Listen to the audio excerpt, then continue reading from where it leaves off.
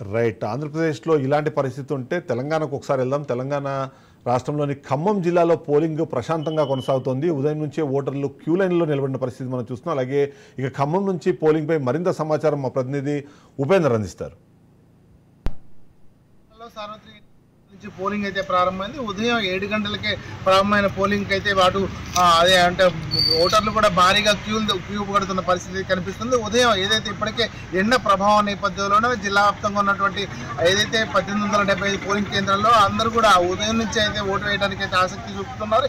ఇక జిల్లాకు సంబంధించినటువంటి ఏదైతే సీనియర్లుగా ఉన్నటువంటి నాయకులు కావచ్చు, అదేవిధంగా జిల్లాకు సంబంధించినటువంటి అఫీషియల్ నాయకులందరూ కూడా ఉదయం పూటలోనే ఓట్లు వేయడానికి అయితే ఆసక్తి చూపుతున్న పరిస్థితి కనిపిస్తుంది. ఇక జిల్లా వ్యాప్తంగా దాదాపుగా 1895 పోలింగ్ కేంద్రాల్లో ఇప్పటికే ఏదైతే మాక్ పోలింగ్ నిర్వహించినటువంటి అధికారులు ఇప్పటికే పోలింగ్ సరళిని కూడా కొనసాగిస్తున్న పరిస్థితి కనిపిస్తుంది. ఉదయం 7 గంటలకే అటు క్యూ లైన్లో కూడా భారీగా ప్రజలు కూడా వచ్చి ఓటు హక్కును వినియోగించుకునేందుకైతే అంటే క్యూ కడుతున్న పరిస్థితి కనిపిస్తుంది. ఇక జిల్లా వ్యాప్తంగా అటు సత్తుపల్లి, వైరా, మధిర, అదేవిధంగా ఖమ్మం నియోజకవర్గాలతో పాటు భద్రాద్రి కొత్తగూడెం జిల్లాలో ఉన్నటువంటి కొత్తగూడెం, అదేవిధంగా అశ్వరావుపేట నియోజకవర్గాలు కూడా ఇప్పటికే పోలింగ్ సరళి అయితే ప్రారంభమైన పరిస్థితి కనిపిస్తుంది. ఇక ఇప్పటికే ఏదైతే ఉదయం 5:30 గంటలకే అటు మాక్ పోలింగ్ను కూడా నిర్వహించారు. ఎక్కడ కూడా ఎటువంటి అవాంఛనీయ ఘటనలు చోటు చేసుకోకుండా ప్రత్యేకంగా అధికారులను కూడా ఏర్పాటు చేసిన పరిస్థితి కనిపిస్తుంది. అటు పోలీసు భద్రతా బలగాల నడుమ మాత్రం అటు మాక్ పోలింగ్ అయితే కొనసాగుతుంది. ఇప్పటికే ఇటు పోలింగ్ సరళికి సంబంధించినటువంటి ప్రతి క్యూ లైన్లో కూడా ఉదయం, ఎందుకంటే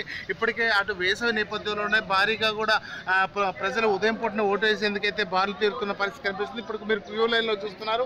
ఉదయం అంటే పోలింగ్ ప్రారంభం అవుతుంది. ఇప్పటికే దీనికి సంబంధించి ఇప్పటికే వందల సంఖ్యలో కూడా అటు క్యూ లైన్లో అంటే ఓటర్లు కూడా బారులు తీరుతున్న పరిస్థితి కనిపిస్తుంది. ప్రధానంగా ఏదైతే ఖమ్మం జిల్లా వ్యాప్తంగా దాదాపుగా 30 ఆదర్శ పోలింగ్ కేంద్రాలు కూడా ఏర్పాటు చేశారు. అటు వికలాంగులకు, అదేవిధంగా మహిళలకు సంబంధించినటువంటి ఆదర్శ పోలింగ్ కేంద్రాలతో పాటు యువ ఓటర్లను కూడా ఆకర్షించేందుకైతే అటు యువ పోలింగ్ కేంద్రాలను కూడా ఏర్పాటు చేసిన పరిస్థితి కనిపిస్తుంది. జిల్లా వ్యాప్తంగా దాదాపుగా